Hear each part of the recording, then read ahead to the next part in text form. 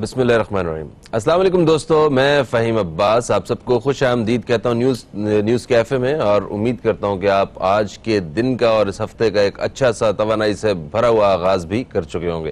آج ایک بڑا ہی زبردست موضوع ہم آپ دوستوں کے سامنے لے کے حاضر ہوئے ہیں۔ اس موضوع کا تعلق جو ہے وہ خصوصی طور پہ پاکستان کے سب سے بڑے شہر کراچی کے حوالے سے، اور ہم کوشش کر رہے ہیں کہ اپنی جو ذمہ داری ہے میڈیا کے حوالے سے وہ ادا کریں اور اس موضوع کو زیر بحث لے کے آئیں اور آپ کی رائے بھی جانیں اور اصل حقائق کیا ہے اس حوالے سے بات ہم کریں گے آج چارجڈ پارکنگ کے حوالے سے۔ اگر آپ کراچی میں رہتے ہیں تو یا اگر آپ کا کراچی میں کبھی وزٹ ہوا ہے تو آپ کو اس چیز کا بخوبی اندازہ ہوگا کہ ہر جگہ کس طرح پارکنگ والے جو ہیں وہ آپ سے پیسے بٹور رہے ہوتے ہیں، اور ان جگہوں پہ بھی ایک اپنی رسی باندھ کے ان لوگوں نے پارکنگ بیچ رہے ہوتے ہیں کہ سمجھ نہیں آ رہا ہوتا کہ یہ جگہ پارکنگ کے لیے کس نے دے دی ہے، مطلب یہ تو پارکنگ کے لیے جگہ بنتی ہی نہیں۔ اور جب جو چارج جو پارکنگ فیس ہے وہ 5 روپے سے 20 روپے تک ہے، اور میں سوچ رہا تھا کہ نہ کسی نے آج تک 5 روپے والی میں نے پرچی دیکھی ہے اور نہ ہی کسی نے 20 روپے طلب کیے ہیں۔ شاید کہیں ایک دو جگہوں پہ 20 روپے بھی لیتے ہوں، تو جس کا جتنا دل کرتا ہے اتنی وہ پارکنگ لے رہا ہے۔ اور اس کے ساتھ ساتھ آپ کو ایک مطلب کیسا ایک احساس ہو رہا ہے کہ اگر ایک سرکاری سطح پہ کام ہے، اگر یہ سارا کچھ سرکاری ہے، حکومت کا ایک بنایا ہوا سٹرکچر ہے پارکنگ کا، اگر تو ایک شخص جس کو نہ ٹھیک سے اردو بولنی آتی ہے، شلوار قمیض اس نے پہنی ہوئی ہے اور ہاتھ میں اس نے ایک چھوٹی سی چھڑی پکڑی ہوئی ہے اور جناب پرچیاں پکڑ کے مطلب یہ کہاں کا نظام ہے؟ اور پبلک سے اگر انٹریکٹ کر رہا ہے تو وہ کون بندہ ہو سکتا ہے؟ تو خیر آج ہم اس حوالے سے بات کرنے والے ہیں، اور ہم نے یہ بھی دیکھا ہے کہ یہ پارکنگ کی جو لاٹس ہیں یہاں پہ یا جو روڈ کے بالکل ساتھ جو کونوں پہ کناروں پہ جو پارکنگز ہو رہی ہیں وہاں پہ ٹھیلے پٹھارے وغیرہ لگانے کے لیے بھی انہی لوگوں نے الاؤ کیا ہوا ہے کہ یہ ہمارے ایریا میں ہماری ٹیریٹری میں آ رہا ہے تو آپ یہاں پہ ٹھیلا بھی لگا سکتے ہیں۔ یہ بھی ایک الگ کرائم ہو رہا ہے، اور بھی بہت ساری چیزیں جیسے شہری پریشان ہے۔ خاص طور پہ ہم ذرا اس حوالے سے بات کریں گے کہ چارجڈ پارکنگ فیس یا چالان شہریوں کے لیے وبال جان کیوں بنتا جا رہا ہے؟ یہ پوری دنیا میں ہوتی ہے پارکنگ، مگر ہمارے ہاں اتنے ایشوز کیوں کریٹ ہو رہے ہیں؟ آخر اس میں کیا بہتری ہے جو ہونے والی ہے؟ سب سے پہلے تعارف کرواؤں گا، میرے ساتھ موجود ہیں ایک سوشل ایکٹیوسٹ جناب اختر ارائیں صاحب، آپ کو خوش آمدید کہتے ہیں۔ السلام علیکم جی۔ وعلیکم السلام، کیسے ہیں فہیم بھائی؟ میں بالکل ٹھیک ٹھاک اختر بھائی، آپ ٹھیک ٹھاک ہیں؟ بالکل فرسٹ کلاس ماشاءاللہ۔ آپ کا موضوع ایسا ہے کہ نیوز کیفے صبح کی چائے کے ساتھ جو ہے نیوز پہ ڈسکس ہو جاتی ہے اور بہت سی اچھی باتیں ہو جاتی ہیں معاشرے کے لیے سر۔ اور میرے ساتھ جو دوسرے مہمان ہیں یہ ایک سوشل ورکر ہیں، اور ان کا یہ پارکنگ کے حوالے سے انہوں نے یہ ابھی ریسنٹلی کام بھی کر رہے ہیں، تو ان سے بھی ہم ذرا جو تازہ ترین معلومات ہیں یہ ہم حاصل کر سکیں گے۔ احمد داؤد صاحب، آپ کو خوش آمدید کہتے ہیں۔ بہت شکریہ۔ وعلیکم السلام، کیسے ٹھیک ٹھاک ہیں احمد صاحب؟ بہتر، گڈ۔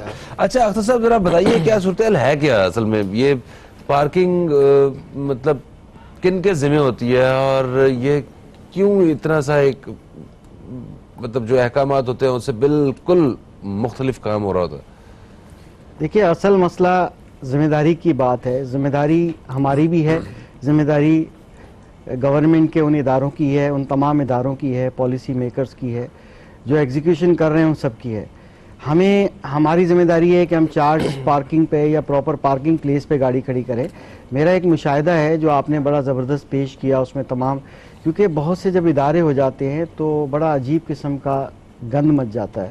بات یہ ہے کہ بعض ایریاز کے ایم سیز کے انڈر میں ہیں، بعض ڈی ایم سیز کے انڈر میں ہیں، بعض کنٹونمنٹ کے اندر میں ہیں، بعض پولیس اسٹیشن کے حدود ہے، ان کی وہاں تھوڑی سی اجارہ داری ہے۔ اور آپ نے بڑی اچھی بات کی کہ یہاں تک کہ ٹھیلے تک بھی جو ہے وہاں کھڑے ہیں، بعض اوقات تو پارکنگ ایریا میں انہوں نے سٹال لگائے ہوتے ہیں، تو اس لیے گاڑیاں ذرا پیچھے ڈبل پارکنگ میں کھڑی ہو رہی ہوتی ہیں۔ تو عجیب قسم کا ماجرا ہے، عجیب قسم کے مسائل ہیں، عوام جائے تو جائے کہاں، بد نظمی ہے۔ تو اس میں ہم تمام لوگ شامل ہیں۔ اصل میں سسٹم کو ڈیزائن کرنا اور سسٹم کی امپلیمنٹیشن کرنا ان کی وہ بڑی امپورٹنٹ چیز ہے۔ ہمارا بھی حق ہے کہ اگر گورنمنٹ نے 20 روپے گاڑی کی پارکنگ کا ہے تو عوام کو 20 سے زیادہ نہیں دینے چاہیے۔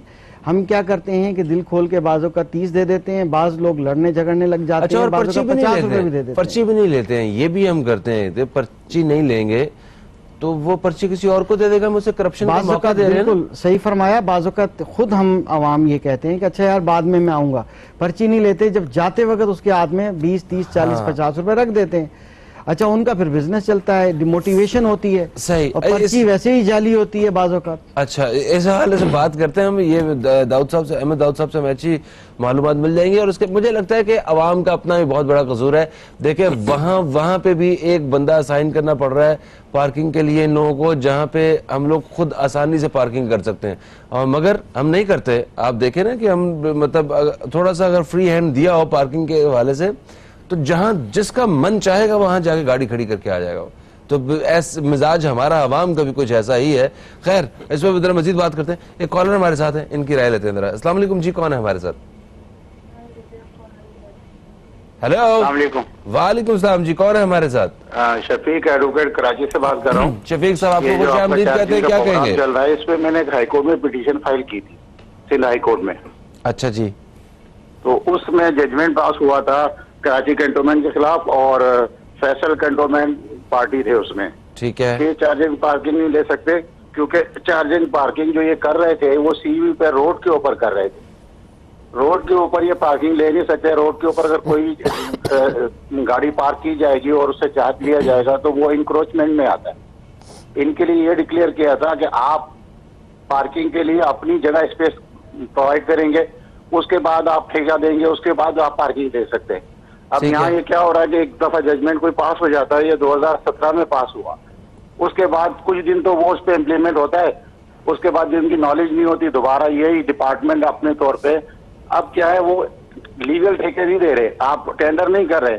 اب وہ جو نیچے کا اسٹاف ہے وہ انلیگل لوگوں کو ٹھیکیداروں کو دے دیا ہے انہوں نے, اور ان سے وہ پیسے لیتے ہیں. وہ جو کبھی کبھار ہمارے ساتھ بھی واسطہ پڑتا ہے, جب ہم ملینیم مال کے سامنے پارکنگ میں گئے یا ٹی وی پہ گئے تو ہم بولتے ہیں لیٹر دکھاؤ, وہ ایک جعلی لیٹر ہمیں دکھا دیتے ہیں فوٹو کاپی, اس کو ویریفائی کرنے کے لیے ہم کیا پکنک پہ آئے یا ہم کہیں باہر آئے تو میں ویریفائی کرنے تو نہیں جاؤں گا. صحیح ہے. ان کے پھر 2-4 گروپ کے بدماش ہوتے ہیں, زیادہ سے زیادہ وہ آپ سے لینا چھوڑ دیں گے, باقی لوگوں سے پارکنگ لے رہی. یہ کام پولیس کا بھی ہے اور اس ڈپارٹمنٹ جو کنٹونمنٹ ہے یہ کیمز کی ہے, ان کا ہے. جب ہائی کورٹ نے ایک آرڈر پاس کر دیا, وہ آرڈر سے سپریم کورٹ میں چیلنج بھی نہیں ہوا.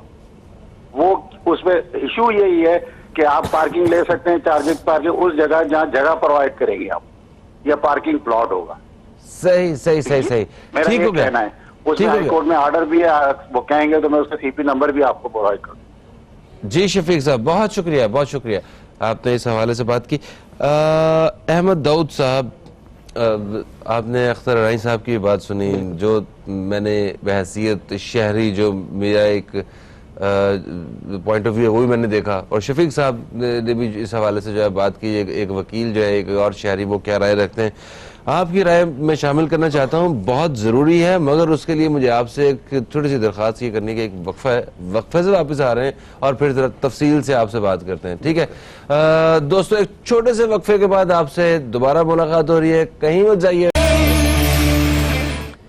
جی دوستو, ایک وقفے کے بعد ہم پھر سے آپ دوستوں کی خدمت میں حاضر ہو چکے ہیں, اور ہم بات کر رہے ہیں چارجڈ پارکنگ کے حوالے سے. یہ واقعی ایک بڑی ایک بے ہنگم سی صورتحال ہے جو بڑی سنگین نوعیت اختیار کر چکی ہے. اس بارے میں بات ہو رہی ہے. اختر ارائیں صاحب سے ابھی ہم نے وقفے سے پہلے بات کی, ہمارے ساتھ ایک کالر بھی موجود تھے, اتفاقاً وہ ایڈوکیٹ بھی تھے اور اس حوالے سے انہوں نے کام بھی کیا تھا, ان کی بھی ہم نے رائے شامل کی. احمد داؤد صاحب, آپ ذرا, میں چاہوں گا کہ اسی حوالے سے کچھ تھوڑی سی ہماری معلومات میں اضافہ کریں.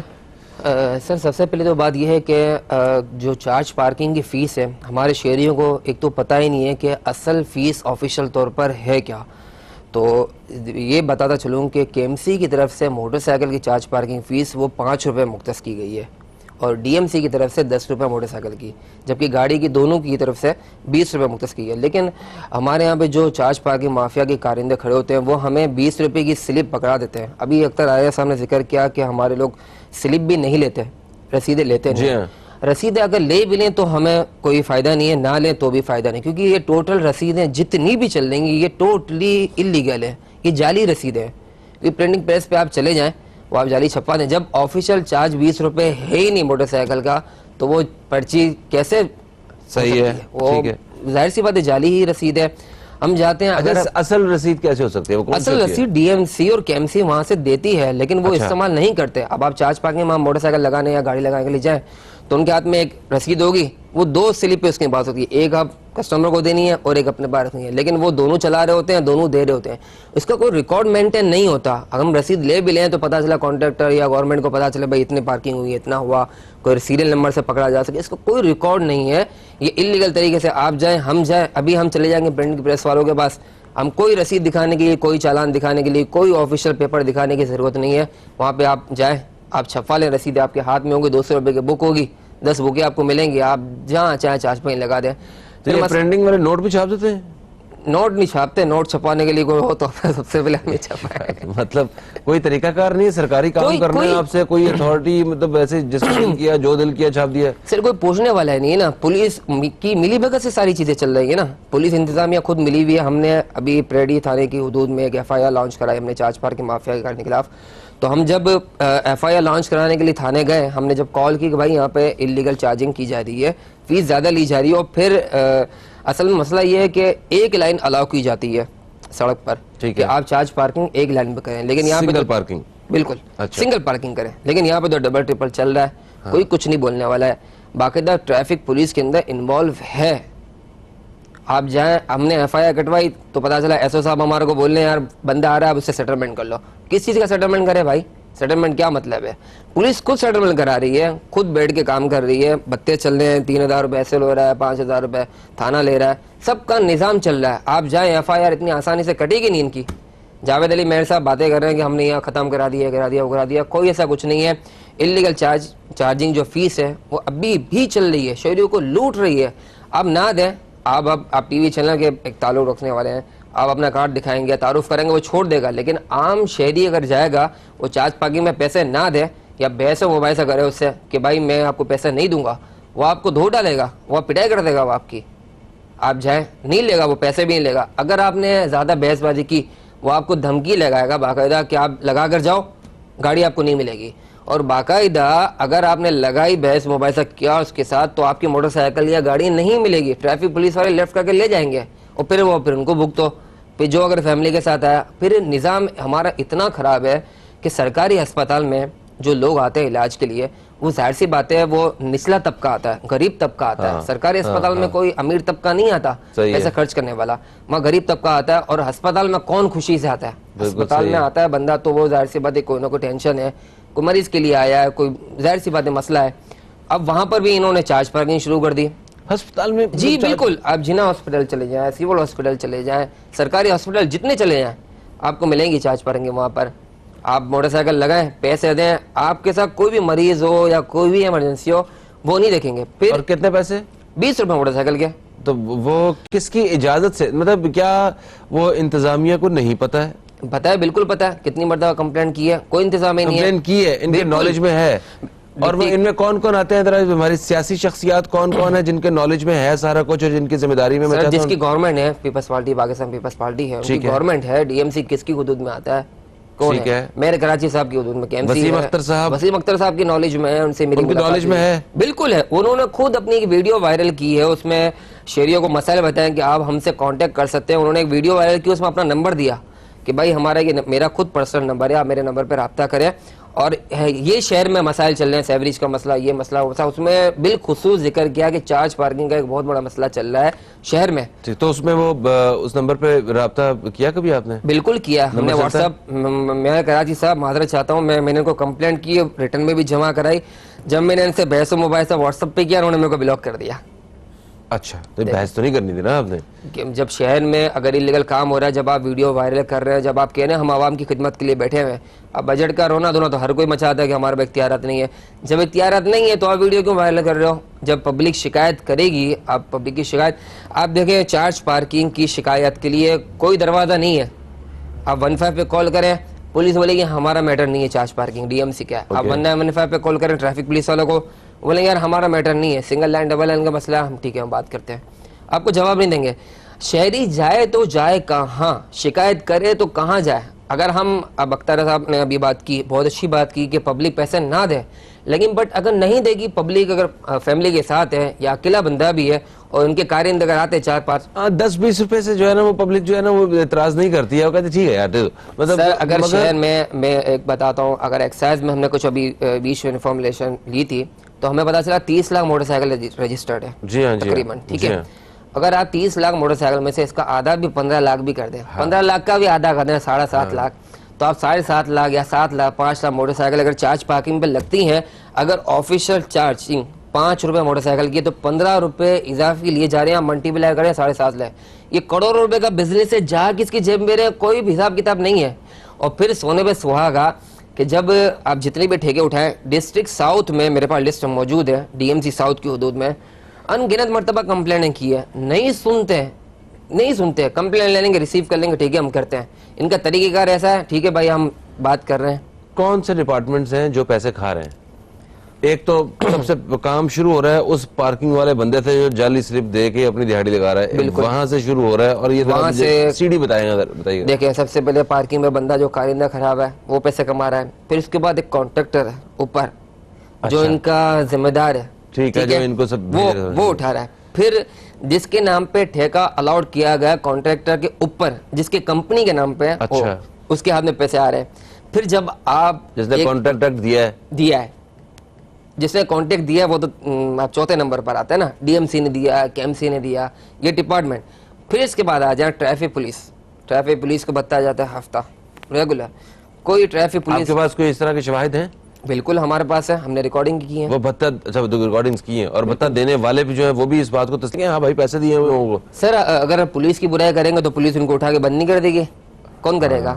اب آن کیمرہ تو کوئی بات نہیں کرتا, ایسا سب بتائیں گے بھائی اب تیرا پیسہ جاتا ہے. اور ظاہر سی بات ہے پیسے کے بغیر ٹریفک پولیس اور پولیس کہاں چھوڑتی ہے شہریوں کو, ایک ہی دھندا ہے وہ تو پیسے تو ہر جگہ ہے. کچھ کالی بھیڑیں ہو سکتی ہیں, کالی بھیڑیں کچھ, ہاں بالکل ہیں, ان کو نکالنا ہر جگہ پر افسران اچھے ہیں جو کام کرتے ہیں, لیگل طریقے سے بند کرتے ہیں, اٹھا کر کمپلین آتی ہے کرتے ہیں, لیکن سنوائی کوئی نہیں ہے. کوئی ایسا ڈپارٹمنٹ نہیں ہے, کوئی ایسا کوئی آفیشیل نمبر نہیں ہے کہ جہاں پر پبلک کرے اب میں پیسے نہیں دوں, اگر میری مار کٹائی ہو جائے میں کمپلین کروں گا تو میری فوری مدد کے لیے بندہ آئے گا کون؟ صحیح ہے. اچھا کالر ہمارے ساتھ ہیں, شامل کرتے ہیں, پھر اختر صاحب آپ کی طرف بڑھتے ہیں. السلام علیکم جی, کون ہے ہمارے ساتھ؟ السلام علیکم, فہیم شہاد کر رہا ہوں. وعلیکم السلام شہاد بھائی, کیسے ہیں آپ؟ اللہ کا شکر, آپ کے دونوں مہمانوں کو بھی سلام. ٹاپک اتنا اچھا ہے, اس کا ایک میں آپ کو اپنا وہ بتاتا ہوں کہ ہم 3 گاڑیاں لگی ہوئی تھی, بیچ میں گاڑی لگائی, پارکنگ تھی, لیکن وہ جو غلط پارکنگ کے آپ پیسے لے رہا تھا اس کو منع کر کے گئے کہ میں نہیں دے رہا. تو آپ یقین کریں میری گاڑی کو لفٹنگ کی گئی اور لے جا کے وہاں, میں پولیس والے پاس گیا, میں کہی لائن سے ساری گاڑیاں کھڑی ہیں, میں نے ایک پیسے نہیں دیے تو میری گاڑی تم کیسے لے کے آئے ہو؟ کہہ نہیں جی ہمارا, میں کہتا ہوں یہ جو تمہارا ان کا کیا ہوتا ہے, یہ بٹ سسٹم ہے. آپ یقین کریں ٹھیلے جو ہے بٹ آج بند کروا دیں, یقین کریں تھانے میں کوئی نوکری کرنے کو تیار نہیں ہوگا, صرف بٹ بند کروا دیں. یہ آتے ہیں سارا 13 لاکھ آپ کے ٹھیلے ہیں کراچی میں, ان کو کوئی لائسنس. اب آپ بتائیں, میں آپ کو ایک مثال دوں کہ اگر یہ پارکنگ کا ایک سسٹم بنا دیں کہ آپ کو لائسنس ملتا ہے نا, اس کے ساتھ ایک آپ کو ایک بک مل جائے کہ یہ جگہ پارکنگ پلیس ہے, یہ ٹوکن ہے, آپ کو جیسے ڈپارٹمنٹ لے لیتا ہے. یہ جو کھڑے کیے ہوئے انہوں نے صحیح کیا نہیں ہے, پولیس اور یہ ڈپارٹمنٹ اور کے ایم سی یہ سارا ایک مافیا ہے, یہ نیٹ ورک ہے جو کروڑوں, اور آپ کی گاڑی لفٹنگ کریں گے اس کا بڑا غرض کریں گے.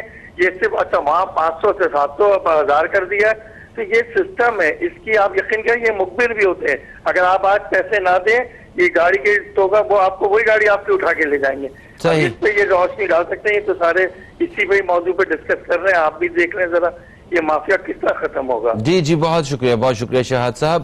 اختر صاحب آپ نے بھی ساری صورتحال سنی ہے, مجھے ایسا لگ رہا ہے کہ یہ ایک ایسی الجھی ہوئی ڈور ہے جس کا سرا پکڑنا ہی بڑا مشکل ہے.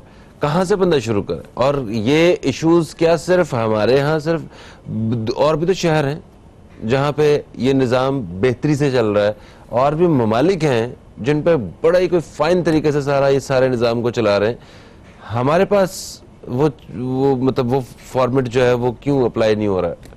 آپ نے صحیح کہا, مگر پاکستان کے جو دوسرے شہر ہیں وہاں پر بھی بڑے میٹروپولیٹن سٹیز کے اندر सेम मसाइल हैं, उसी तरह के हैं, मगर क्योंकि कराची एक बहुत बड़ा शहर है, आबादी के हिसाब से, जहाँ पर जैसे कि दाऊद भाई ने कहा और मेरी भी नॉलेज है कि 30 लाख मोटरसाइकिलें हैं और इसी तरह से तकरीबन इतनी ही गाड़ियाँ रजिस्टर्ड हैं, बट उसकी तकरीबन 35% गाड़ियाँ कराची में कारें ड्राइव नहीं होती और बाकी यहाँ पर ड्राइव होती हैं।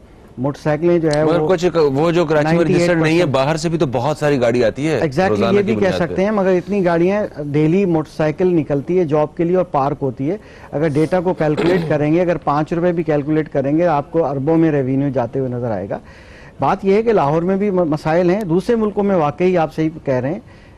देखिए, बेसिकली मैं चाहूँगा कि दाऊद भाई ने बड़ी अच्छी बातें की और सब लोग जानते हैं, एक्सपीरियंस्ड हैं, तो मैं तजावीज़ की बात करूंगा। देखिए, सबसे पहले कि जब बेरोजगारी होगी मुल्क के अंदर, तो फिर वो बेचारे जो लिटरेटेड नहीं है, जाहिल टाइप के लोग होते हैं, ज़ाहिर है उनको भी बिजी करना होता है कॉन्ट्रैक्टर ने, चाहे वो लेबर कॉन्ट्रैक्टर हो सो कॉल्ड, क्योंकि बहुत सी एरियाज़ में लेबर कॉन्ट्रैक्टर टाइप बंदा है वो ऑफिशियली कॉन्ट्रैक्ट नहीं दिया गया पार्किंग का, मगर किसी ने उसको कहा कि आप अपने 10-20 बंदे खड़े कर दो, ये टुकड़ा है, मुझे कितने दोगे?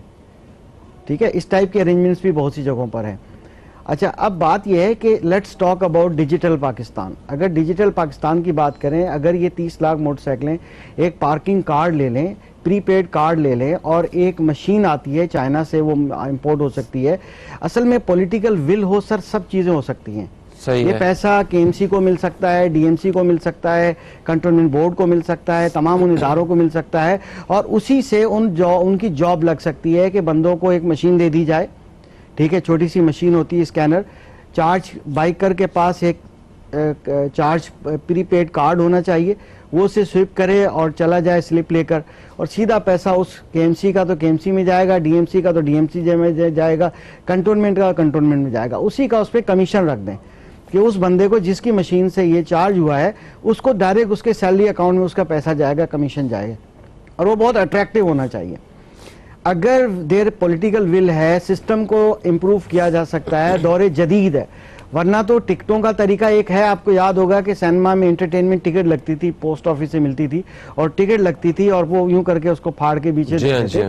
अगर चाहे तो ये भी एक मैनुअल सिस्टम कर सकते हैं कि टिकटें तो खुद प्रिंट करवा लेते हैं। सर, टिकट नहीं करा सकते, टिकट क्योंकि वो सिक्योरिटी पेपर पे होती है, जैसे पोस्ट ऑफिस की टिकट होती है, वो इस टाइप की होती है, मगर जो टोकन होता है वो बना लेते हैं। तो 5 रुपए की फीस पे 3 रुपए 5 की नहीं होनी चाहिए, वो ज्यादती है, थोड़ी सी ज्यादती है। 5 में या तो दोनों को बिठा के डीएमसी को और केएमसी को या कंटोनमेंट को उसका बीच का 6-7 रुपए का सिस्टम रख देना चाहिए। वो डीएमसी 10 देती है, उसकी टिकट होनी चाहिए। बेसिकली वो टिकट अगर लगा दी जाए कागज पे और उसको बीच में से फाड़ के दिया जाए, तो वो जाली पर्ची नहीं होगी, वो होगी सही पर्ची। मगर वो उसमें फिर भी घपले होंगे, वो दोनों पोर्शन बेचेंगे। अगर जो बंदा है वो जल्दी में ये थोड़ी देखेगा इस साइड का पोर्शन है, जैसे सेकंड ओनर्स कॉपी है या वो कंट्रैक्टर कॉपी है, वो तो हो सकता है दोनों बेचें। बात यह है कि डिजिटल आइडिया बड़ा अच्छा है, डिजिटल पाकिस्तान, वफाकी हुकूमत कोऑपरेट करे, सिंध गवर्नमेंट कोऑपरेट करे। जब सारे इदारे ऑन बोर्ड हो जाएंगे तो ये माफिया कुछ नहीं कर सकता, और बिल्कुल उन इदारों को, उन स्टेक होल्डर्स के बेनिफिट भी का ख्याल रखा जाए, इसमें कोई शक नहीं है। उसमें ट्रैफिक पुलिस को भी रेवेन्यू जाना चाहिए, लीगल जाना चाहिए मेरा ख्याल है, क्योंकि जब उनका रोड होता है, उनकी सर्विसेज होती हैं, तो उनका लीगल रेवेन्यू हक बनता है। इवन जैसे चालान मोटरवे का तरीक़ेकार रखा गया कि उनको उसमें से भी जायज़ और हिलाल के तरीके से दिया जाता है।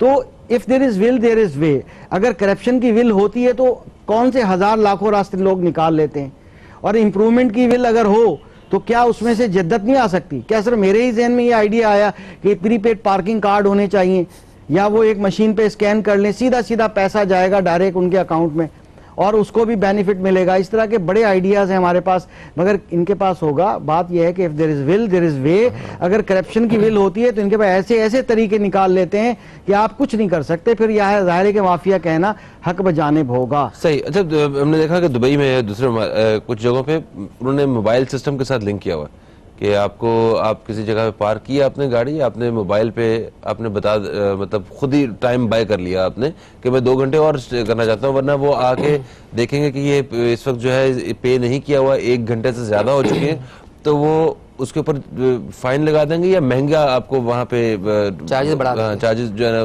زیادہ دینے پڑیں گے؟ تو وہ موبائل پہ خود خرید لیتے ہیں. تو ہر ایک کو فکر ہوتی ہے کہ اس سے پہلے کہ وہ آئے میں خود خریدوں, میں کچھ پیسے سیو کر لوں گا. پاسبل ہے, جی ہاں پاسبل ہے جناب. سر اس میں یہ بہت اچھا مشورہ ہے جیسے بتا رہے ہیں اختر صاحب.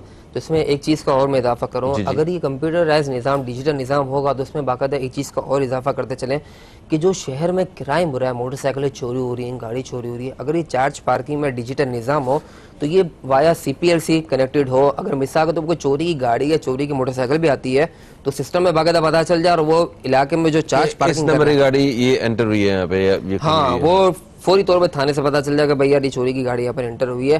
تو یہ بھی شہریوں کی بھی حفاظت ہے. آپ دیکھیں 10 روپے چارج ہے, اگر 10 روپے چارجنگ لیے جائیں, لیکن اس میں بھی یہ ایریا باقاعدہ دیا جائے گا بھائی اتنا کلومیٹر پر ہم اتنا چارج کریں گے. اب آپ ایک شاپنگ مال کو چھوڑ کے دوسرے شاپنگ مال جائیں تو ہر شاپنگ مال کے باہر نیا بندہ کھڑا ہوا ہے. اب میں آپ کو بتاؤں 15,000 روپے مہینہ کمانے والا بندہ اگر 5 جگہ پہ چارج پارکنگ دیتا ہے تو 100 روپے ملٹی پلائی اگر مہینہ دیتا ہے 3,000 روپے اس کے جیب سے نکل جاتے ہیں. وہ اپنا گھر کیا چلائے گا, راشن کیا لے گا, بچوں کو کیا کھلائے گا, کیا پلائے گا.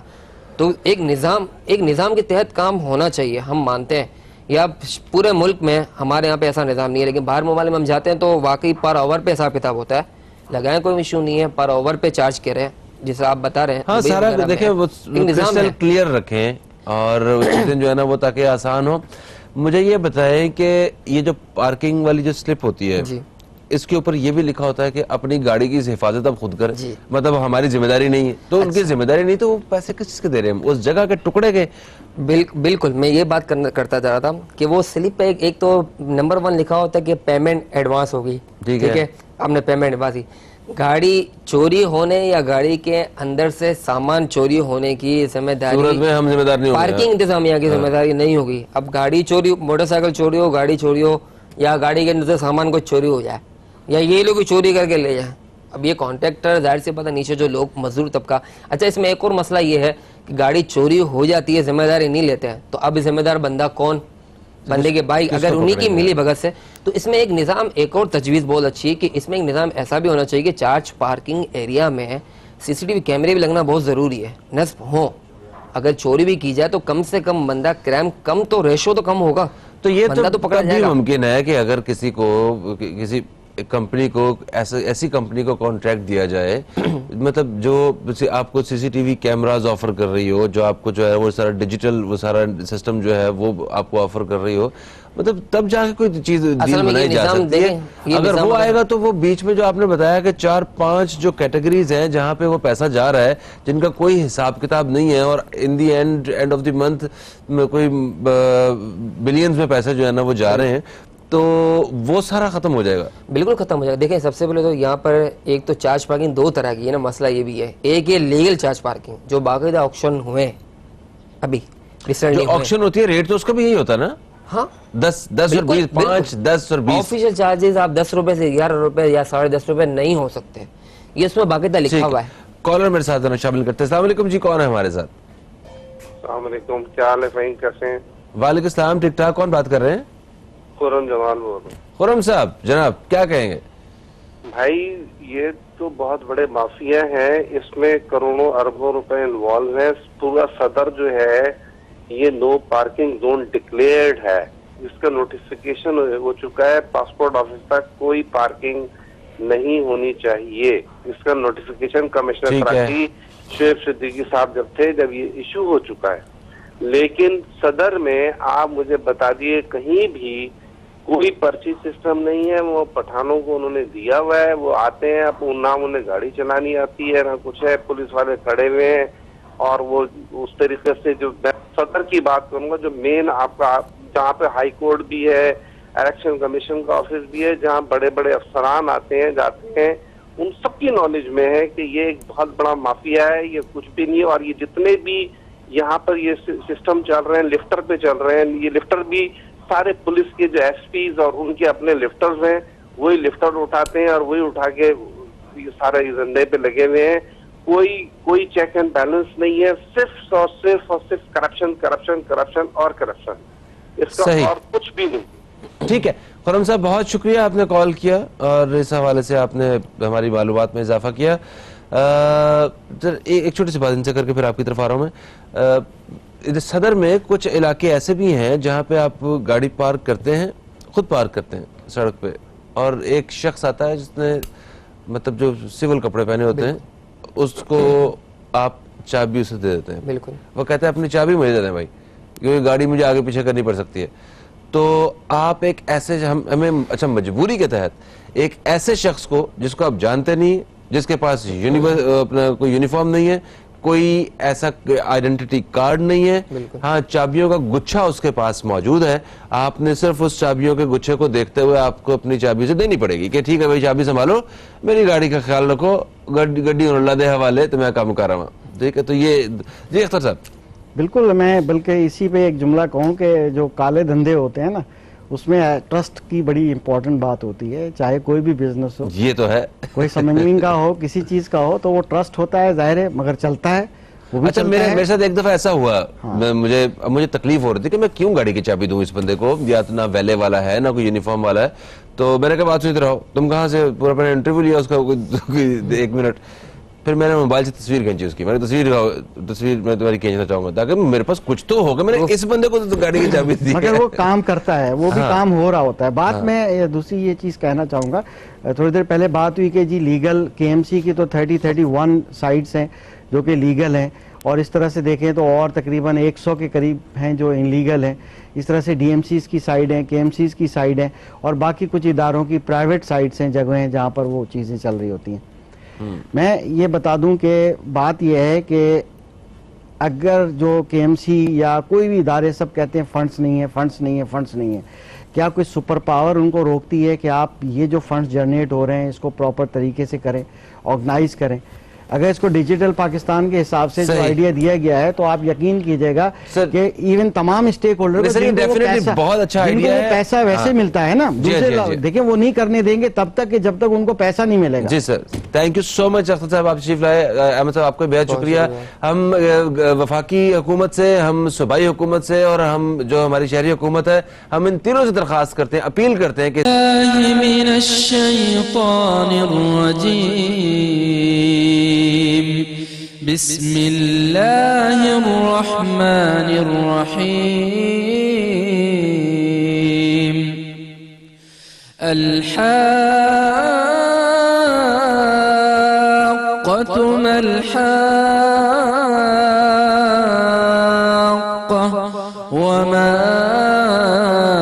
أدراك ما الحاقة كذبت ثمود وعاد بالقارعة فأما ثمود فأهلكوا بالطاغية وأما عاد فأهلكوا بريح صرصر عاتية سخرها عليهم 7 ليال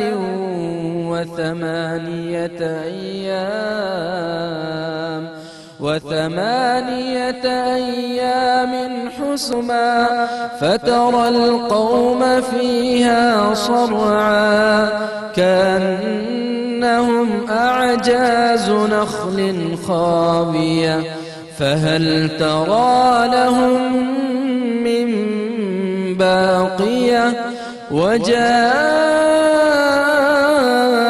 فرعون ومن قبله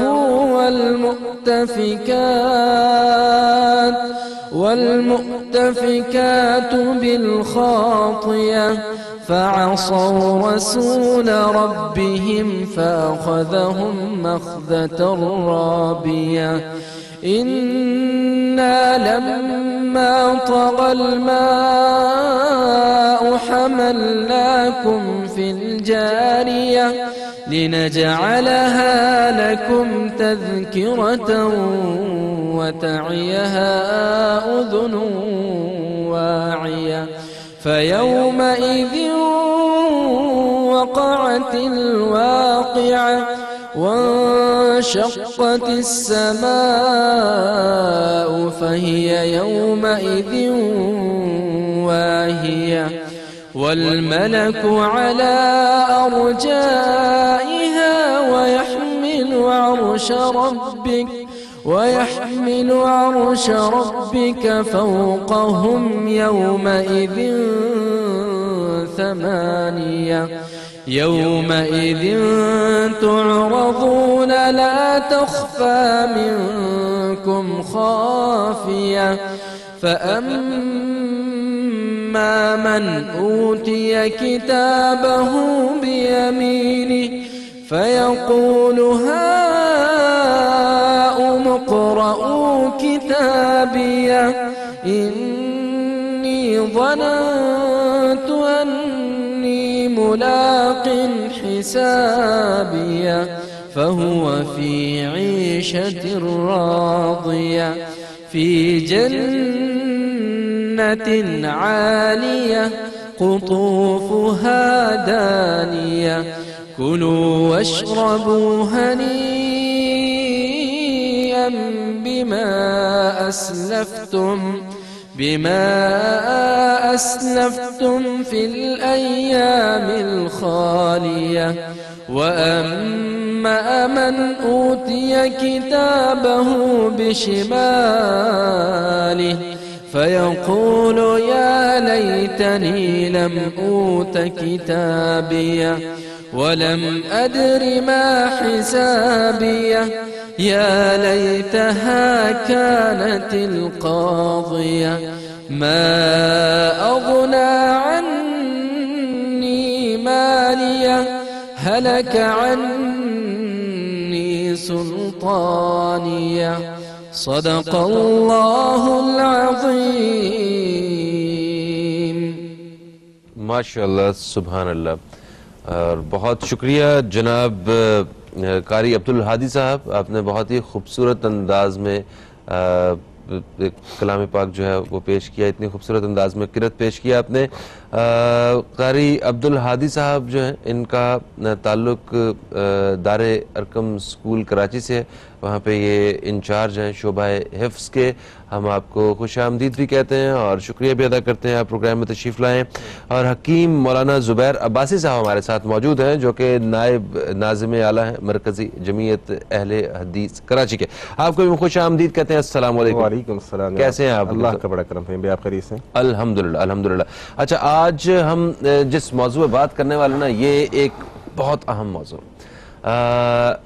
ہمارا پروگرام کے اس حصے میں جو بات کریں گے وہ ہے قرآن اور حدیث کے حوالے سے, کہ قرآن اور حدیث میں ہر مسئلے کا اور ہر چیز کا ہر حل موجود ہے.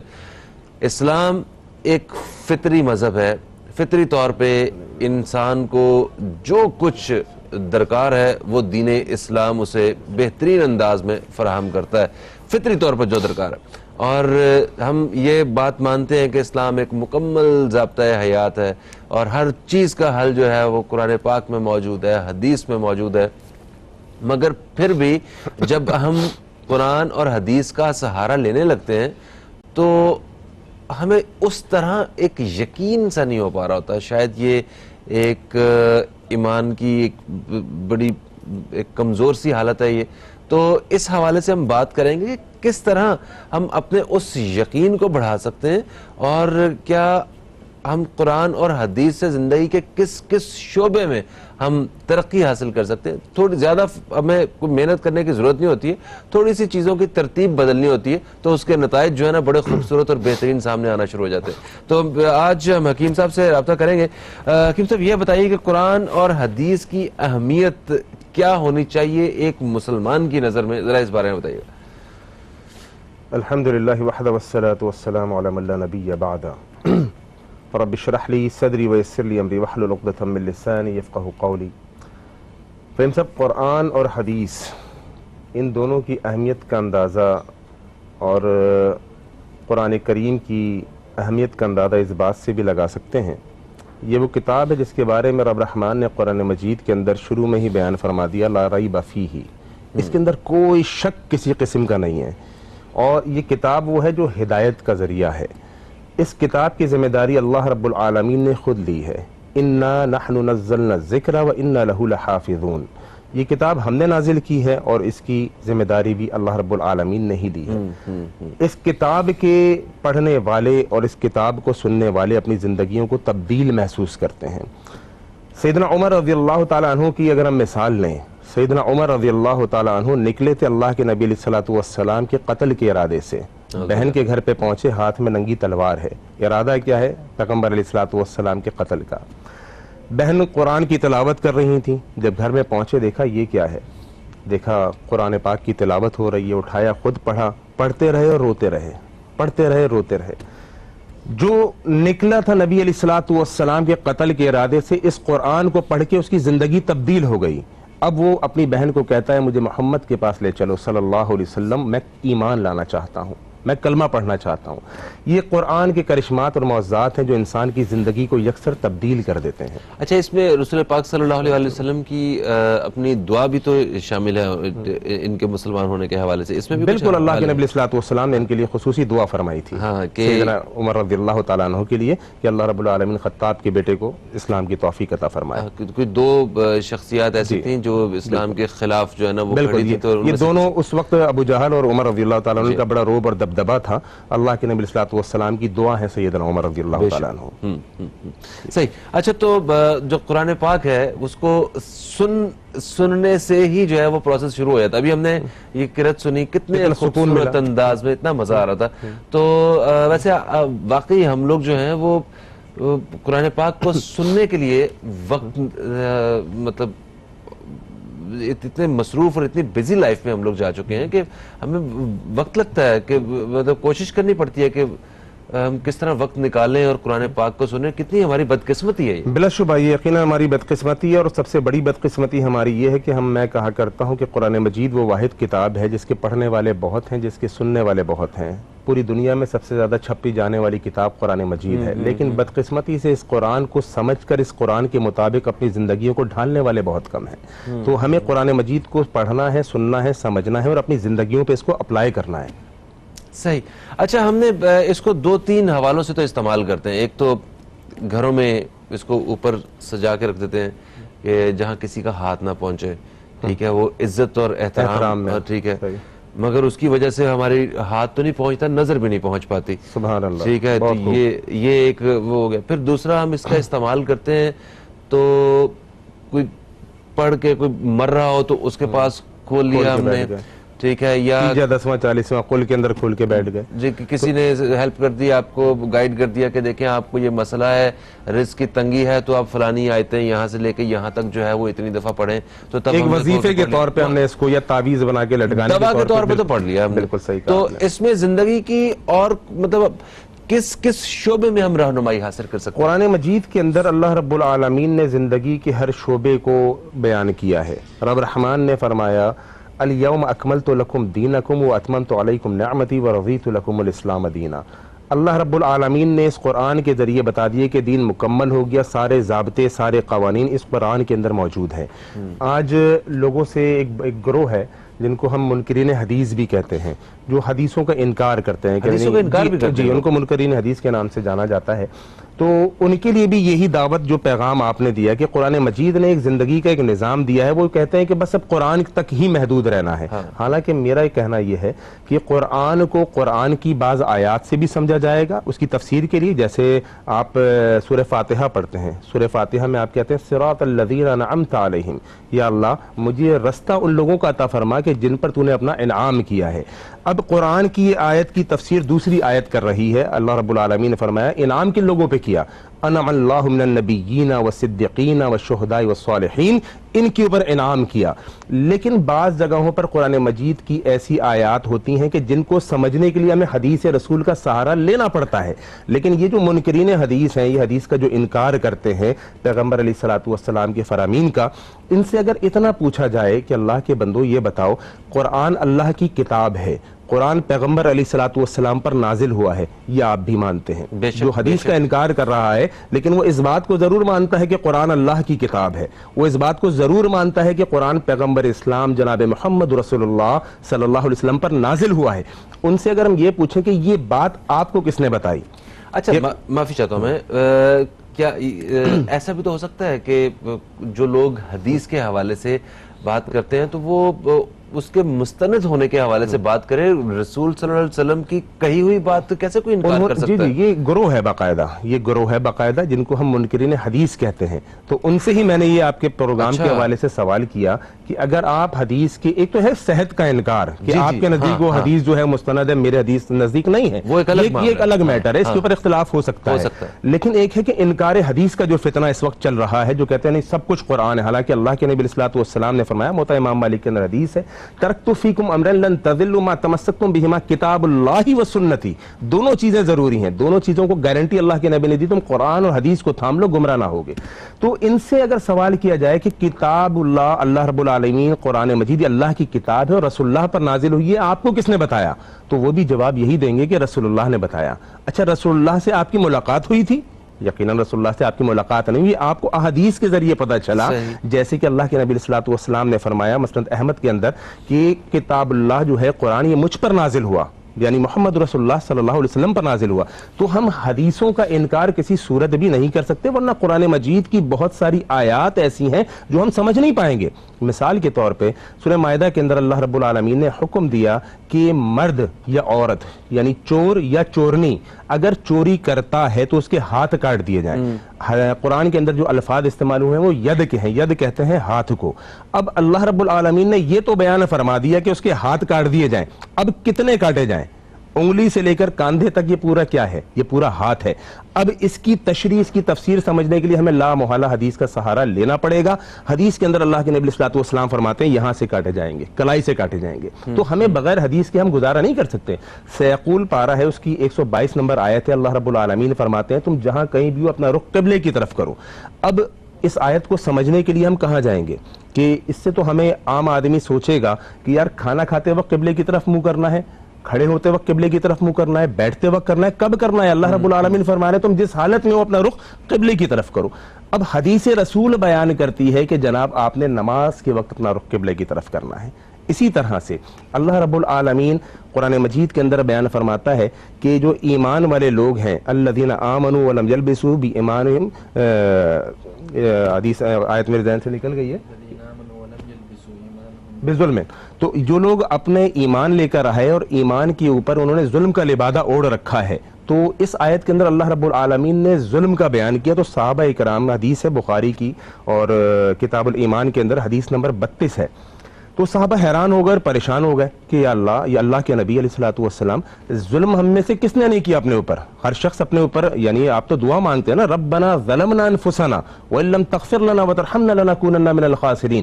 اللہ رب العالمین کو آپ کہتے ہیں اللہ ہم نے اپنے نفس پر، اپنی جان پر ظلم کیا ہے، اور اب رحمان یہاں پر ظلم کے بارے میں فرما رہا ہے.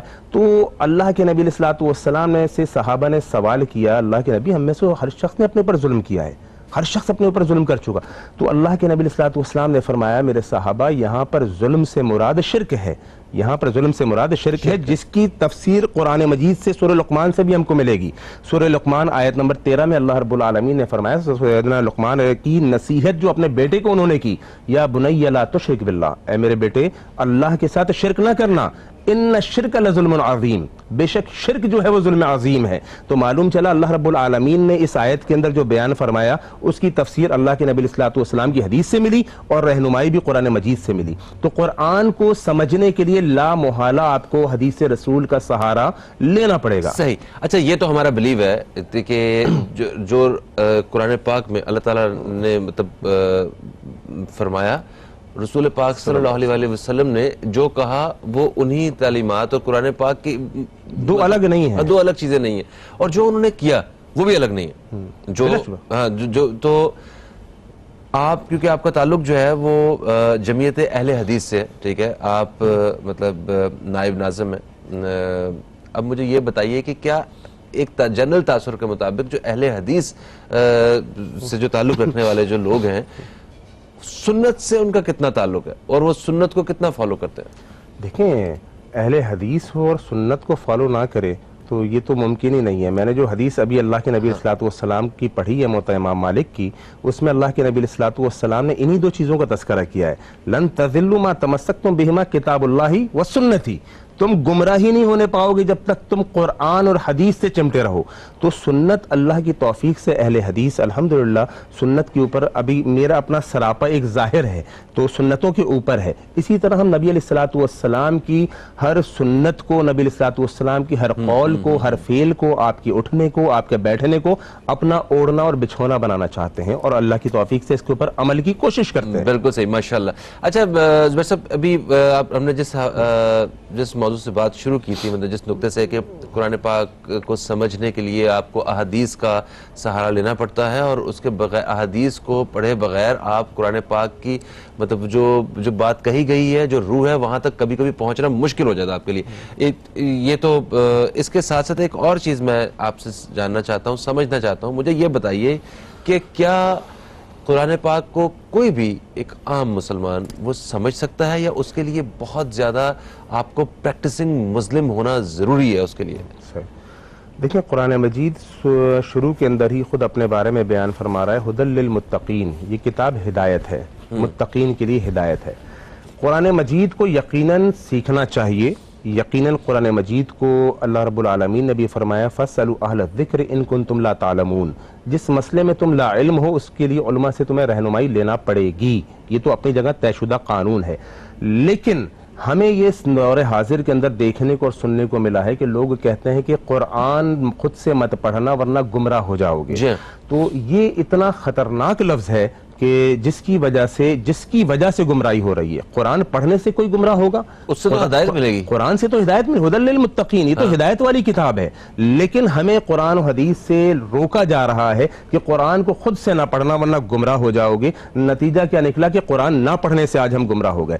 جتنے آج اس وقت یہ فرقہ واریت چل رہی ہے, جتنے آپس میں دشمنیاں چل رہی ہیں, لسانیت چل رہی ہے, تعصبات چل رہا ہے, شرک و بدعات کی خرافات چل رہے ہیں, وہ سب اس قرآن کی تعلیمات سے دوری کا نتیجہ ہے. قرآن سے جو جڑتا ہے وہ ہدایت پاتا ہے. میں نے حضرت عمر رضی اللہ تعالیٰ عنہ کی مثال پیش کی. حضرت عمر رضی اللہ تعالیٰ عنہ حالت کفر میں نبی کے قتل کے ارادے سے نکلتے ہیں, قرآن پڑھتے ہیں اور آنسو بہاتے ہیں اور ہدایت پا جاتے ہیں. تو قرآن پڑھ کے کوئی گمراہ نہیں ہوگا انشاءاللہ. قرآن پڑھ کے انشاءاللہ بندہ ہدایت یافتہ ہوگا. صحیح. اچھا, تو یہ ابھی آپ نے فرقہ وغیرہ کی بات کی, فرقہ واریت وغیرہ کی, لڑائی جھگڑے ہماری سوسائٹی میں جو ایک تو سوسائٹی کو تو نقصان پہنچا ہی پہنچا ہے, جو دین اسلام کو جو نقصان پہنچا ہے وہ ان 4-5 جو امراض ہیں نا, جس میں فرقہ واریت یہ ایک بہت بڑا مرض ہے جس کی وجہ سے ہمیں نقصان پہنچا ہے. دین اسلام کو بہت نقصان پہنچا. آج ان کی وجہ سے مسلمان ایک دوسرے کا گریبان پکڑ کے بیٹھے ہوئے, اور ایک نئی پود ایسی بھی آ رہی ہے جو ان فرقوں سے کیا ہے اس مطلب دین سے بھی وہ مطلب متنفر ہوتے جا رہے ہیں, بدزن ہوتے جا رہے ہیں کہ ہم کس طرف جا رہے ہیں. ہمیں یہ نہیں چاہیے یہ آج. تو آپ ذرا قرآن اور حدیث کی روشنی میں یہ جو فرقوں کی اس کے لیے اپنا بہبود کے لیے جو کام کر رہے ہیں, اس کو کیسے دیکھتے ہیں؟ دیکھیں, میں ایک مسلک اہل حدیث کے نمائندے کی حیثیت سے یہاں پر بیٹھا ہوا ہوں, اور اللہ جانتے ہیں کہ اہل حدیث وہ لوگ ہیں جو فرقہ واریت کے ہی خلاف ہیں.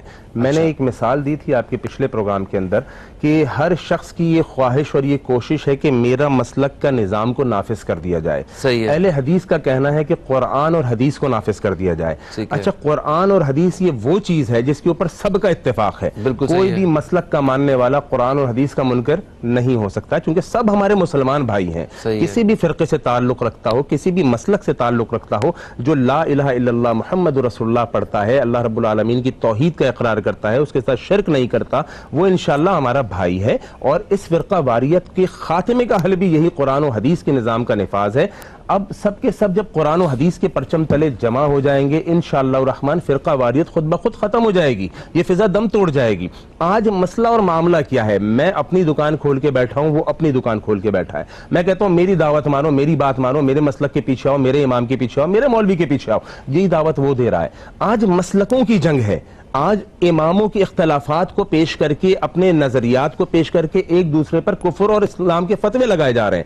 میں ایک عام بات کہتا ہوں کہ ہمارے دیوبند مسلک کے ماننے والے جو میرے محترم بھائی ہیں وہ بھی امام ابو حنیفہ رحمۃ اللہ علیہ کے فالوورز ہیں, اور اسی طرح میرے بریلوی مسلک کے جو ماننے والے بھائی ہیں وہ بھی امام ابو حنیفہ رحمۃ اللہ علیہ کے فالوورز ہیں. دونوں اپنے آپ کو حنفی کہتے ہیں, لیکن آپ دیکھیے کہ کوئی انتہا ہے کہ دونوں کہتے ہیں کہ ایک دوسرے کے پیچھے نماز نہیں ہوتی, دونوں ایک دوسرے پہ فتویٰ بازی کرتے ہیں.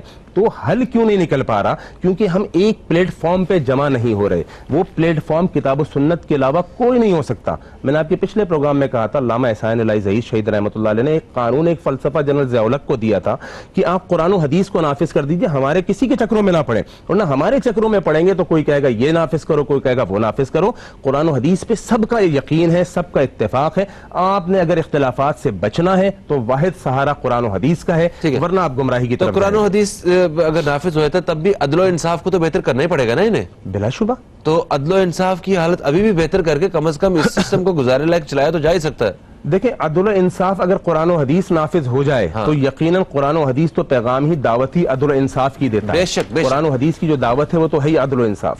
ایک چھوٹا سا وقفہ لے لیتے ہیں، وقفے سے واپس آتے ہیں، بات کرتے ہیں اسی حوالے سے. دوستوں کہیں مت جائیے، اب تک دیکھتے رہیے نیوز کیفے، دیکھتے رہیے، آپ سے بھی دوبارہ ملاقات ہوتی ہے.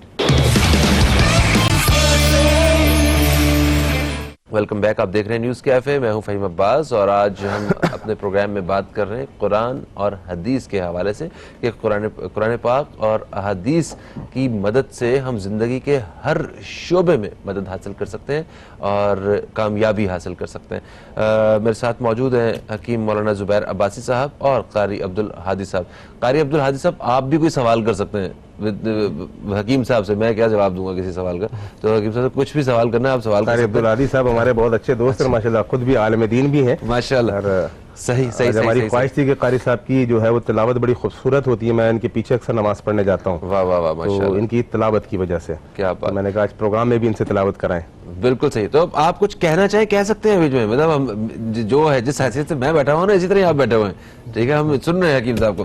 اچھا سر، دیکھیں آپ نے کہا کہ قرآن اور حدیث میں وہ سب کچھ موجود ہے، سارے حل موجود ہیں.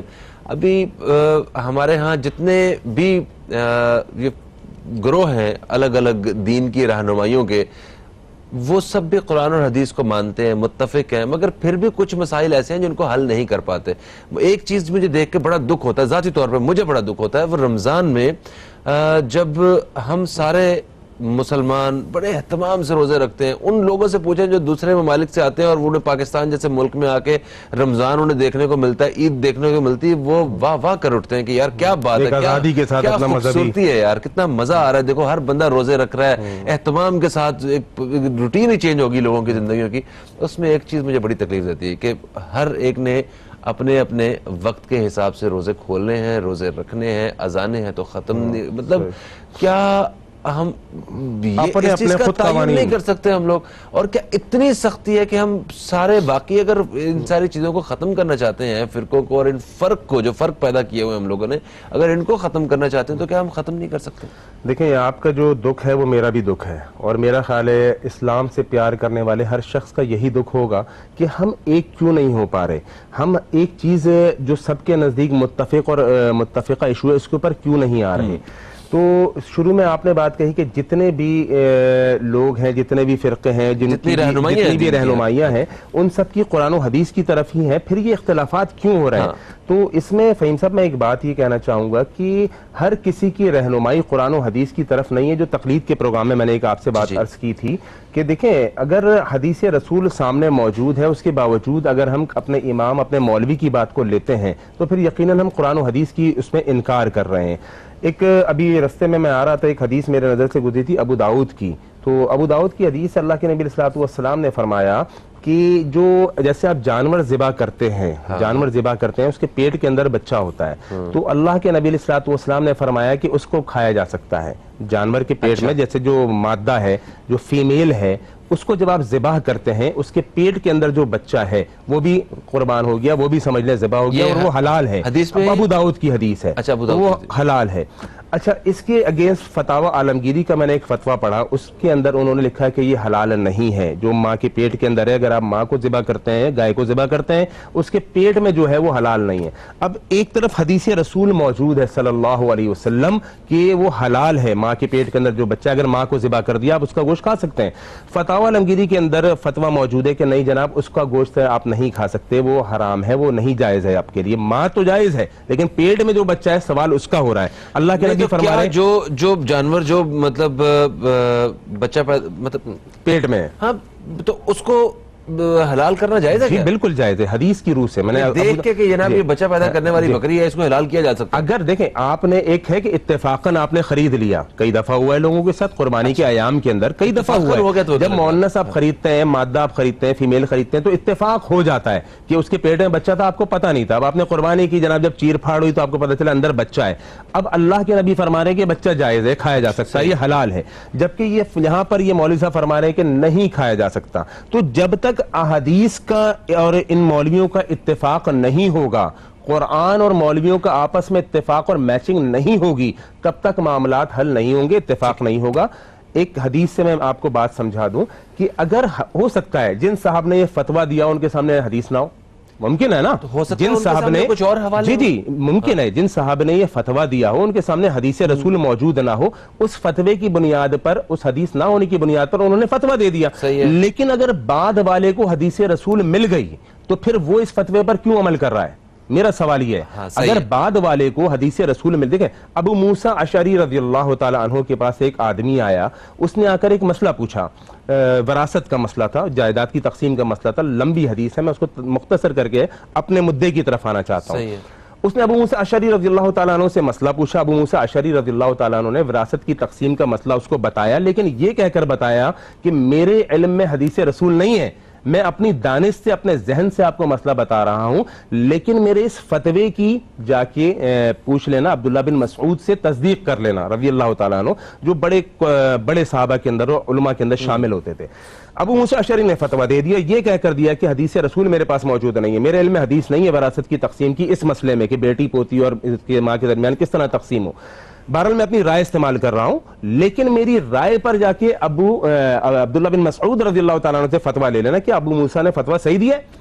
اب یہاں پر میرے ناظرین بھی اس بات کو بڑے توجہ سے سنیں کہ اللہ کے نبی علیہ الصلوۃ والسلام کی حدیث عبداللہ بن مسعود کے پاس موجود تھی.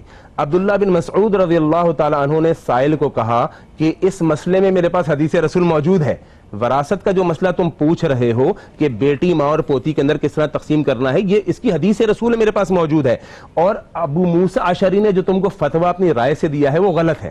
وہ غلط ہے. کیوں؟ ابو موسیٰ اشعری کے پاس حدیث نہیں تھی، انہوں نے کہا تھا میں رائے اپنی استعمال کر رہا ہوں، لیکن عبداللہ بن مسعود سے کنفرمیشن لے لینا. اب جب کنفرمیشن عبداللہ بن مسعود سے لی تو عبداللہ بن مسعود رضی اللہ تعالیٰ عنہ نے کہا حدیث رسول موجود ہے اور ابو موسیٰ اشعری کا فتویٰ غلط ہے.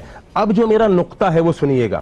ابو موسیٰ اشعری کا فتویٰ غلط ہو گیا. عبداللہ بن مسعود نے کیا کہا؟ عبداللہ بن مسعود رضی اللہ تعالیٰ عنہ نے کہا حدیث رسول ہونے کے باوجود کہ میرے سامنے حدیث رسول موجود ہے، اگر میں وہی فتویٰ دیتا جو ابو موسیٰ اشعری نے دیا ہے تو میری گمراہی کے لیے کافی تھا. بالکل صحیح، میری گمراہی کے لیے کافی تھا. لاجیکل ہے. مینز مراد کیا ہے کہ ابو موسیٰ اشعری گمراہ نہیں ہوئے کیونکہ ان کے سامنے حدیث رسول نہیں تھی. انہوں نے اپنی رائے کا استعمال کیا اور کہا کہ میرے پاس صاف بول دیا حدیث رسول نہیں ہے.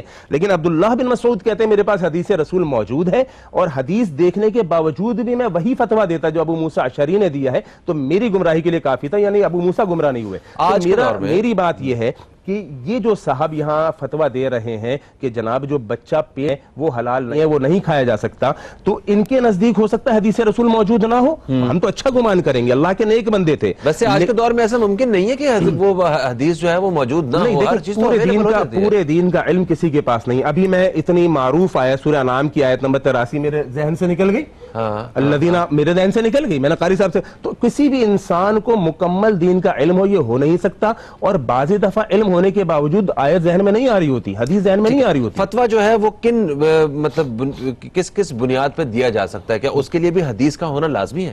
بغیر قرآن و حدیث کی رہنمائی کے تو آپ کوئی فتویٰ دے ہی نہیں سکتے. تو انہوں نے پھر اس کے بغیر کیسے؟ انہوں نے نہیں دیا ہوگا. میرا ایمان ہے، میرا یقین ہے یہ اللہ کے نیک بندے تھے. کسی بھی امام کے بارے میں میری اپنی رائے یہ ہے کہ یہ لوگ اللہ کے نیک بندے تھے. یہ وہ لوگ تھے جن کے بارے میں آپ نے پچھلے پروگرام میں کہا کہ میری حدیث کے صحیح حدیث کے مقابلے میں میری رائے آ جائے تو میری رائے کو دیوار پہ دے مارو. یہ وہ لوگ تھے جو کہا کرتے تھے وَإِذَا صَحَّ الْحَدِيثُ فَهُوَ مَذْهَبِي، جو صحیح حدیث ہے وہ ہمارا مذہب ہے. میرا ان پہ کوئی کلیم نہیں ہے، یہ اللہ کے نیک بندے تھے. میں ان کی بات کر رہا ہوں کہ جو ان کے بعد والے ہیں، اور ان کے بارے میں حسن ظن رکھتا ہوں کہ ان کے پاس حدیث رسول موجود نہیں ہوگی. انسانی علم ہے ناقص ہے، مکمل نہیں ہے. ہاں ٹھیک ہے، تو وہ جو ان کا فیصلہ ہے وہ مطلب اسے حرف آخر مت سمجھا جائے. جب قرآن پاک میں کچھ حوالہ مل گیا یا حدیث میں مل گیا تو آپ اس کی طرف رہنمائی، اس کی طرف آ جائیں. اللہ انشاءاللہ رب العالمین آپ سے اس پہ راضی ہو جائے گا اور ان سے بھی راضی ہوگا، چونکہ انہوں نے اپنا اجتہاد کیا تھا، وہ غلط نکل گیا.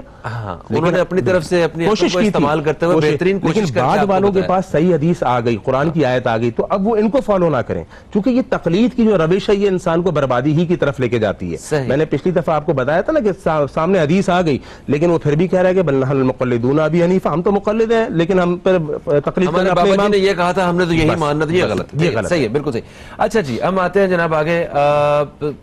کچھ ایسے معاملات ہیں جو قرآن پاک اور حدیث کی روشنی میں ایک جنرل تاثر ہے کہ وہ اس میں حل نہیں ملتا ہے، اس لیے کہ ہمیں کسی نہ کسی کی مدد کی ضرورت ہوتی ہے اس میں، کسی ایسی ہی شخصیت کی. جیسے فرض کریں کہ سفر کا معاملہ ہے. اب سفر تب بھی ہوتے تھے، تب ہو سکتا ہے کہ جو 100 کلومیٹر کا سفر ہے وہ 2 دن میں طے ہوتا ہو. آج 100 کلومیٹر کا سفر 2 گھنٹے میں طے ہوتا ہے. ٹھیک ہے، وہ جہاز پہ سفر ہوتا ہے، وہ پتہ نہیں کتنے ہزاروں کلومیٹر جو ہے وہ کچھ گھنٹوں میں طے کر لیتے ہیں. تو آج دنیا کا چکر لگ جاتا ہے آدھے دن میں. تو مجھے یہ بتائیے کہ اس لیے جو سفر کے حوالے سے جو احکامات ہیں وہ اس دور جدید میں تھوڑا سا کوئی اس میں ریلیکسیشن یا کوئی فرق آپ محسوس کرتے ہیں کہ اس میں واقعی کسی کی رہنمائی کی ضرورت ہے؟ ہمیں رہنمائی کی قدم قدم پر ضرورت ہے، رہنمائی کے بغیر نہیں چلا جا سکتا، لیکن رہنمائی کتاب و سنت سے چاہیے، قرآن اور حدیث سے چاہیے. تو ہمارا اہل حدیث کا دعویٰ یہ ہے، ہم یہ سمجھتے ہیں اور یہ کہتے ہیں اور اس بات کا دعویٰ کرتے ہیں، کوئی مسئلہ ایسا نہیں ہے کہ جس کا حل قرآن اور حدیث میں موجود نہ ہو. اب یہ آپ نے جو سفر کا سوال کیا، جہاز نہیں تھے بھی اس وقت، جہاز نہیں تھے مثال کے طور پہ اس وقت نا، گاڑیاں نہیں، اب ہم کہاں سے قرآن و حدیث میں جہاز نکال کے لائیں؟ صحیح ہے. اب یہ ایک سوال ہے جو ہمیں پھنسانا چاہتے ہیں. وہ کہتے ہیں بھئی آپ اہل حدیث ہیں، آپ دعویٰ کرتے ہیں کہ جناب قرآن و حدیث میں تو ہر مسئلے کا حل موجود ہے، آپ ذرا یہ ہوائی جہاز کا سفر ہم کو قرآن و حدیث سے دکھائیے کہ ہم نے ہوائی جہاز میں نماز پڑھنی ہے، ہم کس طرح سے پڑھیں؟ تو میرے بھائی بات اس کے اندر یہ ہے، اس بات کو سمجھ لیجئے، یہ قرآن و حدیث دشمنی نہیں ہے. ہمیں قرآن و حدیث سے کس بات کی خار ہے، کس بات کا مسئلہ ہے کہ ہم اس کو قرآن و حدیث سے ہر کسی کو دور کرنا چاہتے. ہماری کوشش مسلک اہل حدیث کی یہ ہے کہ ہم لوگوں کو قرآن و حدیث سے جوڑیں، اجتماعیت کو قرآن و حدیث سے جوڑیں، اور ہم اس بات کو ثابت کریں گے کہ انشاءاللہ الرحمن ہر مسئلے کا حل اللہ رب العالمین نے قرآن مجید کے اندر اور پیارے نبی علیہ الصلوۃ والسلام کی احادیث میں موجود ہیں. اب دیکھیے، قرآن مجید اور احادیث کے اندر کچھ بنیادی قوانین موجود ہیں.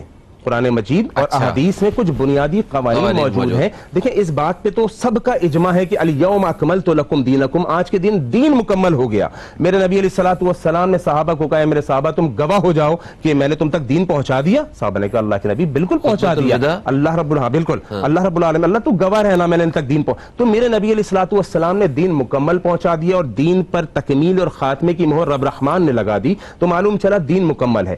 اب کچھ فارمولاز موجود ہیں، کچھ قوانین موجود ہیں. تو یہاں پہ ایک چھوٹا سا وقفہ چاہیے مجھے، ہم خطبۃ الوداع پہ یہاں پہ ہم ذرا بریک لے رہے ہیں کہ اللہ تعالیٰ کے جو رسول پاک صلی اللہ علیہ وسلم ہیں انہوں نے یہ فرمایا کہ میں نے آج دین مکمل کر دیا. ٹھیک ہے، یعنی جو مکمل دین تھا وہ پہنچا دیا. ٹھیک، ایک وقفے کی طرف بڑھ رہے ہیں، وقفے سے واپس آتے ہیں. تو یہیں سے دوستوں ایک وقفے کے بعد ہم پھر سے آپ دوستوں کی خدمت میں حاضر ہو چکے ہیں، اور آج پروگرام کے اس حصے میں ہم بات کر رہے ہیں قرآن اور حدیث کی اہمیت کے حوالے سے. میرے ساتھ موجود ہیں حکیم مولانا زبیر عباسی صاحب، قاری عبد الحادی صاحب. کیسے سب ٹھیک ٹھاک ہیں آپ؟ الحمدللہ. آپ کچھ بتائیں نا ہمیں، آپ بھی تو کچھ کہیں اس میں. شیخ صاحب سے ہم مستفید ہو رہے ہیں ماشاءاللہ کافی. ہاں ماشاء اللہ. اچھا زبیر صاحب، ابھی بات کرتے حجۃ الوداع کی، کہ اس میں وہ آخری جو خطبہ تھا اس میں دین کو، جو مکمل دین جو ہے وہ پہنچا دیا گیا. تو اس کے بعد مطلب کیا کیا چھوٹی موٹی جو تبدیلیاں جو ہیں وہ ہوئیں، اس کے بارے میں تھوڑا سا بتائیے. ہماری اس میں بات چل رہی تھی کہ کیا قرآن و حدیث کے اندر ہر مسئلے کا حل موجود ہے. اس پر میں نے ایک مثال آپ کو دی تھی کہ اللہ کے نبی علیہ الصلوۃ والسلام نے صاف فرما دیا کہ یہ دین میں نے پہنچا دیا ہے، صحابہ نے اس کی گواہی دے دی، اور خود قرآن مجید میں اللہ رب العالمین نے بیان فرما دیا کہ دین مکمل ہو چکا ہے. تو جب دین مکمل ہو چکا ہے تو اس کے اندر ہر مسئلے کا حل موجود ہے. وہ چاہے آج 1450 سال کے بعد بھی اگر کوئی مسئلہ پیش آتا ہے، جیسے آپ نے ایروپلین کی مثال دی کہ ایروپلین پہ ہم سفر کر رہے ہیں وہاں پہ نماز کس طرح پڑھیں, قرآن و حدیث کے اندر کہاں موجود ہے. تو محترم اس کے لیے میں نے عرض کیا کہ کچھ قوانین قرآن مجید کے اندر موجود ہیں جن کو ہم ہر چیز میں اپلائی کریں گے. دیکھیں حدیث کے اندر آتا ہے کہ اللہ کے نبی علیہ الصلوۃ والسلام سے صحابہ نے سوال کیا کہ اللہ کے نبی علیہ الصلوۃ والسلام ہم سفر میں ہوتے ہیں سمندر میں کشتی کے اندر, اس زمانے میں کشتی تھی, اس زمانے میں کشتی تھی, تو ہم کشتی میں نماز پڑھتے ہیں تو کیا کریں, کھڑے ہو کر پڑھیں یا بیٹھ کر پڑھیں. میرے نبی علیہ الصلوۃ والسلام نے فتویٰ دیا کہ اگر تمہیں گرنے کا یا ڈوبنے کا ڈر ہے تو بیٹھ کر پڑھو, اور اگر ریلیکس پوزیشن میں سمجھتے ہو تو کھڑے ہو کر پڑھو. اب اس کو ہم قیاس کر لیں گے اسی ہوائی جہاز کے سفر کے اوپر کہ اگر جہاز میں یا ٹرین کے اندر آپ کو گرنے کا, چوٹ لگنے کا خدشہ ہے تو آپ بیٹھ کر پڑھیں, اگر آپ ریلیکس پوزیشن میں تو کھڑے ہو کر پڑھیں. لیں گے رہنمائی قرآن و حدیث سے ہی. اسی طرح بعض لوگ کنفیوز کرتے ہیں اور پریشان کرتے ہیں, جی بھینس کی قربانی حلال ہے, جائز ہے, بھینس کا اللہ کے نبی علیہ الصلوۃ والسلام کے دور میں یہ جائز ہے. تو اس کے لیے بھی میں عرض کرنا چاہوں گا کہ اس کے لیے بھی قوانین ہیں, جو قوانین اللہ کے نبی علیہ الصلوۃ والسلام نے حلال اور حرام جانور کے بیان کر دیے, اس پر ہم بھینس کو بھی سمجھ دیکھ کے کریں گے. ایک صاحب نے مجھے میسج باقاعدہ کیا, جی بھینس حلال ہے کہ حرام ہے. تو ان صاحب کو بھی اور سب کو بھی ایک پیغام میں دینا چاہتا ہوں کہ قرآن و حدیث میں ہر مسئلے کا حل موجود ہے. میرے نبی علیہ الصلوۃ والسلام نے فرمایا جو کچلی دانت والے جو جانور ہوتے ہیں, یعنی یہ جو باریک نوکیلے دانت جیسے ہمارے سائڈ کے نوکیلے دانت ہیں, یہ اللہ رب العالمین نے کس لیے عطا کیے ہیں, تاکہ گوشت کو چیدا جائے, گوشت کو پھاڑا جائے. یہ فرنٹ کے جو دانت ہیں سپاٹ دانت کہلاتے ہیں, پلین ایک جیسے ہمواری گوشت کے لیے نہیں بنے. اچھا, اب جتنے ایسے کچلی والے دانت والے جو جانور ہیں, جیسے کتا ہو گیا, شیر ہو گیا, جو گوشت خور ہیں, جی اس ٹائپ کے جو جانور ہیں جن کی یہ والے دانت ہیں, نوکیلے دانت جن کے ہوتے ہیں, کچلی والے دانت, کتا ہے, شیر ہے, چیتا ہے, اس ٹائپ کے تمام جانوروں کو اللہ کے نبی علیہ الصلوۃ والسلام نے حرام بتا دیا. اچھا, اب اس طرف آ جائیے, جو سپاٹ دانت ہیں, پلین جن کے دانت ہیں, بھینس کا اسی میں شمار ہوگا. بھینس کے دانت کچلی والے نہیں ہیں, نوکیلے دانت نہیں ہیں اس کے سائڈ کے فرنٹ کے, اس کے سپاٹ دانت ہیں, برابر دانت ہیں. تو اس حدیث کو سامنے رکھتے ہوئے, ایک فارمولے کو سامنے رکھتے ہوئے, ان قوانین کو قرآن و حدیث کے سامنے رکھتے ہوئے ہم انشاءاللہ ہر مسئلے کا حل بیان کر دیں گے. اللہ کے نبی علیہ الصلوۃ والسلام نے فرمایا جو پرندہ پنجے سے شکار کرتا ہے وہ حرام ہے. تو اسی طریقے سے قوانین جو ہیں وہ قرآن مجید اور احادیث رسول اللہ صلی اللہ علیہ وسلم کے اندر موجود ہیں. موجودہ دور حاضر کے تمام معاملات کو ہم اس پہ پرکھیں گے. ایک صاحب سے بات ہو رہی تھی کل پرسوں ہی, تو گٹر کے ابلنے پر بات ہوئی کہ جناب گٹر ابل رہے ہیں آج کل, ہر جگہ پر ابل رہے ہیں. اچھا, تو میں نے اس پر ایک بات کہی, میں نے کہا اس میں بھی حدیث رسول موجود ہے, اللہ کے نبی علیہ الصلوۃ والسلام کی حدیث کی نافرمانی ہو رہی ہے جس کی وجہ سے معاملات ہو رہے ہیں. کہنے لگا کیسے؟ میں نے کہا کہ دیکھو اللہ کے نبی علیہ الصلوۃ والسلام نے فرمایا تھا چھوٹی چھوٹی بستیاں قائم کی جائیں, چھوٹی چھوٹی بستیاں قائم کی جائیں تو تمام معاملات بہتر رہیں گے. آج آپ دیکھیے, آج بالکل انتظامی امور آسان ہو جائے گا. آج ایک 200 گز کا پلاٹ لیتے ہیں, 120 گز کا پلاٹ لیا جاتا ہے جس کے اندر ایک فیملی رہا کرتی تھی اور اس کے 5-6 افراد تھے. آج اس کے اوپر وہ بنائے جا رہے ہیں, پورشنز بنائے جا رہے ہیں. 120 گز کے اوپر 4 پورشن بنا دیے, 5 پورشن بنا دیے. ایک گھر جو ایک بندے ایک فیملی کے لیے 5 افراد کے لیے تھا, اس میں 6 فیملی آباد کر کے 30 افراد رہ رہے ہیں. تو یہ نظام ہوگا کہ نہیں ہوگا؟ گٹر ابلیں گے کہ نہیں ابلیں گے؟ وقفے سے پہلے ہم لوگ ویسے بات بھی اسی حوالے سے کر رہے تھے, شہر کراچی کے کچھ ایک مسئلہ تھا اس بارے میں. تو یہ مسئلہ شہر کراچی میں اگر کوئی بھی مسئلہ میں نظر آتا ہے تو اس کی بہت بڑی وجہ یہ بھی ہے کہ آبادی 2.5 کروڑ کے قریب آبادی ہے. بالکل. اب اس آبادی کو سنبھالنے کے لیے بھی ایک نظام چاہیے نا. بالکل, یہ بھی حدیث رسول کی نافرمانی ہے کہ میرے نبی نے چھوٹی بستیوں کی تعلیم دی تھی, ٹھیک ہے, دور دور دی تھی, لیکن آج اس کے اگینسٹ جا رہا ہے تو معاملہ سارے خراب ہو رہے ہیں. حکیم صاحب, پروگرام کا وقت اپنے اختتام کی طرف کس طرح آ گیا پتہ نہیں چل رہا. کچھ چیزیں, کچھ پوائنٹ نقطے رہ گئے ہیں, انشاءاللہ تعالی آئندہ پروگرام میں ہم ان کو ضرور زیر بحث لائیں گے. آپ کا بے حد شکریہ, آپ تشریف لائے. اور قاری صاحب آپ کا بھی بہت شکریہ. ہم آپ سے ایک دفعہ پھر سے جو ہے وہ قرأت سننا چاہیں گے انشاءاللہ تعالی. اگلے پروگرام میں ہم اس کا خاص انتظام رکھیں گے. اور دوستو, یقیناً آپ کو پروگرام پسند آیا ہوگا. اپنا جو فیڈ بیک ہے, جو آپ کی رائے ہے, وہ ہمارے فیس بک پیج پہ ضرور دیجیے گا. فیس بک پیج ہے www.facebook.com/newscafe.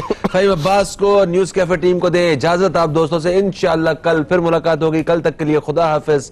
پاکستان زندہ باد.